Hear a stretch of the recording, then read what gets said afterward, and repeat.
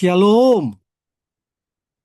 Selamat pagi Bapak Ibu, saudara-saudari yang dikasihi Tuhan. Mari kita bersatu dalam doa. Selamat pagi Bapak, selamat pagi Roh Kudus. Penyertaan-Mu dalam kehidupan kami selalu baru setiap hari. Hari ini Kau berikan hari yang baru. Di pagi hari ini kami mau datang ke hadirat-Mu Tuhan. Beracara seluas-luasnya dalam hidup kami Tuhan. Isi roh kami dengan kekuatan firman-Mu ya Tuhan. Agar kami boleh melangkah sesuai kehendak Tuhan. Di dalam nama Tuhan Yesus kami berdoa. Amin. Aku perlu Tuhan. Landasan firman Tuhan diambil dari Lukas 2 ayat 36 sampai dengan ayat 37. Ada pula seorang nabiah bernama Hana, anak perempuan Fanuel dari suku Aser. Sesudah kawin ia hidup bersama suaminya 7 tahun lamanya. Lalu menjanda sampai berumur 84 tahun. Ia tidak pernah meninggalkan bait Allah dan siang malam beribadah dengan berpuasa dan berdoa. Pada saat itu juga ia mendekat dan mengucap syukur kepada Allah. Ia berbicara tentang anak itu kepada semua orang yang menantikan pembebasan untuk Yerusalem. Berpuasa dan berdoa itu adalah suatu hal yang sangat baik.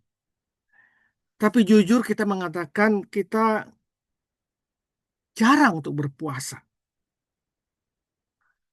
Dan kita mau jujur mengatakan bahwa hal yang terbesar menghalangi kita untuk berpuasa adalah karena ketersediaan kita atau tidak siap kita untuk mengalami rasa lapar dan rasa dahaga. Namun jika kita mengerti arti sesungguhnya dari berpuasa, maka dahaga, maka lapar itu yang kita alami tidaklah sebanding dengan hasil yang akan kita capai melalui doa dan berpuasa tersebut. Tokoh-tokoh iman yang dikisahkan di Alkitab adalah hamba-hambanya yang mendedikasikan diri di dalam doa dan puasa. Yesus sendiri adalah teladan utama akan hal ini.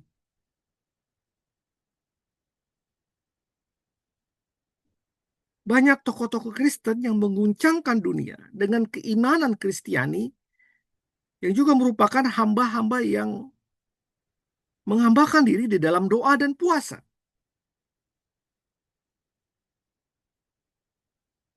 Jika sedemikian besar fungsi dari berpuasa itu, apalah artinya kita melewati jam makan kita? Bapak, Ibu, saudara-saudari yang dikasihi Tuhan, jika kita menyimak kisah tentang mereka yang berpuasa, baik yang ada di dalam Alkitab maupun kesaksian-kesaksian orang percaya, maka kita akan sampai pada kesimpulan bahwa inti dari berpuasa adalah merendahkan diri di hadapan Tuhan. Karena menyadari dirinya rapuh, karena menyadari ketidakberdayaan kita, dan mengakui kehebatan kuasa Tuhan yang ada di dalam diri kita. Dengan demikian kita dapat menyimpulkan definisi dari berpuasa adalah aku perlu Tuhan. Seperti yang dikatakan oleh Ezra, aku memaklumkan puasa supaya kami merendahkan diri di hadapan Allah kami dan mohon kepadanya jalan yang aman bagi kami.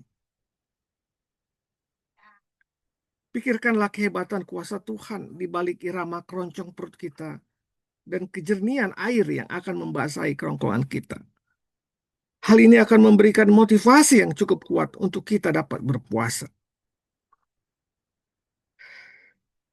Kita akan menyetujui pernyataan Mikhail Fakerel yang mengatakan berpuasa adalah jalan yang terbaik untuk belajar bersabar dan bertekun.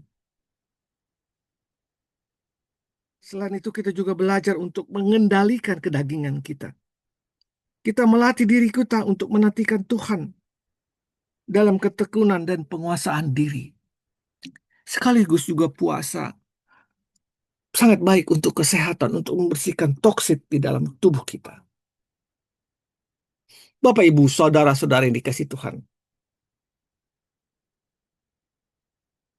Dalam situasi seperti apakah saat yang tepat untuk berpuasa? Apakah puasa hanya perlu ketika kita sedang mengalami masalah-masalah yang berat saja? Jika kita kembali pada definisi dari berpuasa yang artinya aku perlu Tuhan, maka jadikanlah puasa sebagai suatu ibadah. Baik dalam keadaan senang maupun dalam keadaan susah. Bukankah di setiap tapak perjalanan iman kita, kita sangat memerlukan campur tangan Tuhan. Baik dalam keseharian maupun dalam pergumulan kita. Terlebih lagi ketika kita memberikan diri untuk melayani Dia. Teladanilah kisah yang kita baca tadi.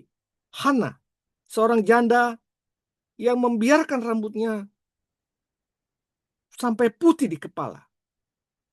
Menjadi saksi dari kesetiaannya berpuasa dalam keseharian hidupnya. Jangan tunggu sebongkah batu besar membentang di hadapan kita, baru kita berpuasa. Tetapi cukup sebuah pengakuan iman. Aku perlu Tuhan. Itulah yang menjadi daya penggerak dan landasan ibadah kita di dalam kita melakukan doa dan berpuasa. Mari kita berdoa. Tuhan, aku memerlukan-Mu Tuhan. Karena banyak pergumulan hidup yang hanya bisa kulewati bersama-Mu Tuhan. Itulah sebabnya aku datang di dalam doaku dan di dalam puasaku. Mampukan aku untuk melakukannya ya Tuhan. Di dalam nama Tuhan Yesus aku berdoa. Amin.